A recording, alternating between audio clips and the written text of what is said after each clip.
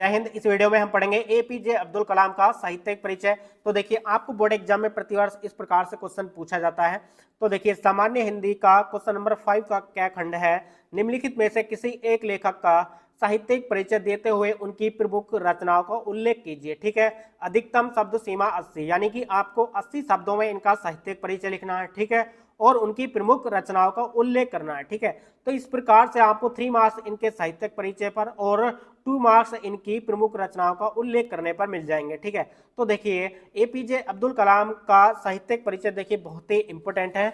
इस वीडियो को एंड तक देखते रहना। देखिए, हमने बहुत ही रिसर्च करके आपके लिए ये साहित्यिक परिचय लिखा है। साहित्यिक परिचय लिखने से पहले शॉर्ट में इनका जीवन परिचय भी लिख सकते हैं। ठीक है, आप थियोरेटिकल भी लिख सकते हैं या इस प्रकार से पॉइंट्स के रूप में भी लिख सकते हैं। ठीक है, तो देखिए, हमने इस प्रकार से लिखा है, एक बॉक्स बनाया है और बॉक्स में शॉर्ट में इनका जीवन परिचय लिख दिया है। तो देखिए, इनका जन्म कब हुआ?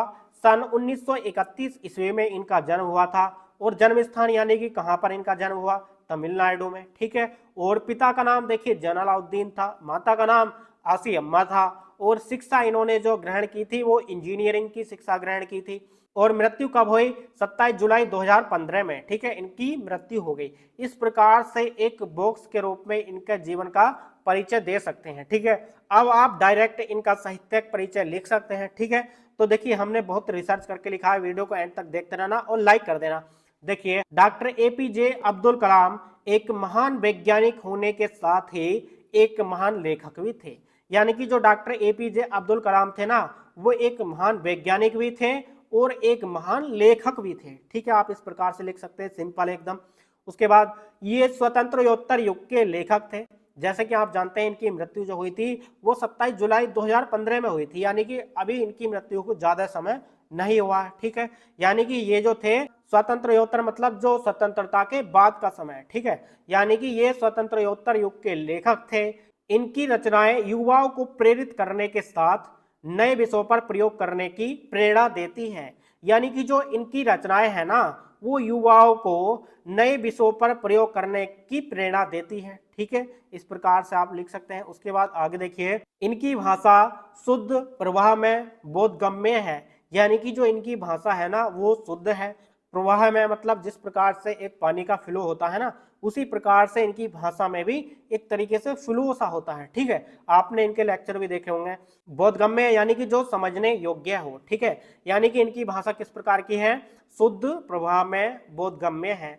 इनकी रचनाओं में खड़ी बोली का प्रयोग मिलता है। यानी कि जो इनकी रचनाएं है ना, इनकी रचनाओं में जो है खड़ी बोली का भी प्रयोग मिलता है। इनकी शैली विचारात्मक और वर्णनात्मक है। यानी कि जो इनकी शैली है ना वो विचारात्मक यानी कि विचारों से परिपूर्ण मतलब विचारों से भरी हुई, और वर्णनात्मक यानी कि जो विस्तृत रूप से वर्णित की हुई। ठीक है, यानी कि इनकी शैली विचारात्मक और वर्णनात्मक है। और आप ये सोच रहे होगी कि जैसे कि शैली और भाषा एक ही शब्द है। ठीक है, यानी कि देखिए, शैली और भाषा में थोड़ा सा ही अंतर होता है। देखिए, भाषा जो हम बोलते हैं सामान्य बोलचाल को, ठीक है, और शैली में यानी कि एक तरीके से व्यक्ति के व्यक्तित्व और दृष्टिकोण को दर्शाती है। ठीक है, यानी कि इनकी शैली किस प्रकार की है? विचारात्मक है और वर्णनात्मक है। इनका काव्य क्षेत्र भी भावपूर्ण है। यानी कि जो इनका काव्य क्षेत्र है वो भावपूर्ण है, यानी कि भावों से भरा हुआ है। इन्होंने न केवल अंग्रेजी भाषा में बल्कि तमिल भाषा में भी साहित्य सर्जन किया है। मतलब कहने का ये है, ये केवल अंग्रेजी भाषा ही नहीं बल्कि तमिल भाषा भी जानते थे। तो इस प्रकार से आप लिख सकते हैं, इन्होंने न केवल अंग्रेजी भाषा में बल्कि तमिल भाषा में भी साहित्य सर्जन किया है। सर्जन मतलब एक तरीके से नई तकनीकी का आविष्कार करना। ठीक है, यानी कि इन्होंने अंग्रेजी भाषा में भी और तमिल भाषा में भी नई तकनीकी का जो साहित्य सर्जन किया है।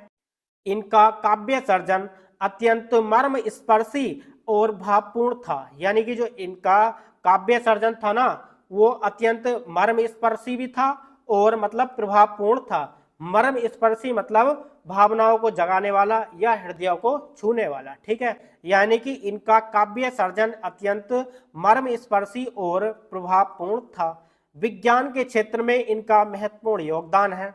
उन्होंने अपने लेखन के माध्यम से युवाओं में आत्मविश्वास, देशभक्ति और सामाजिक जिम्मेदारी की भावनाओं को बढ़ावा दिया। यानी कि इन्होंने जो है अपने लेखन के माध्यम से युवाओं में आत्मविश्वास जगाया। ठीक है, यानी कि आत्मविश्वास, देशभक्ति और सामाजिक जिम्मेदारी की भावना को बढ़ावा दिया।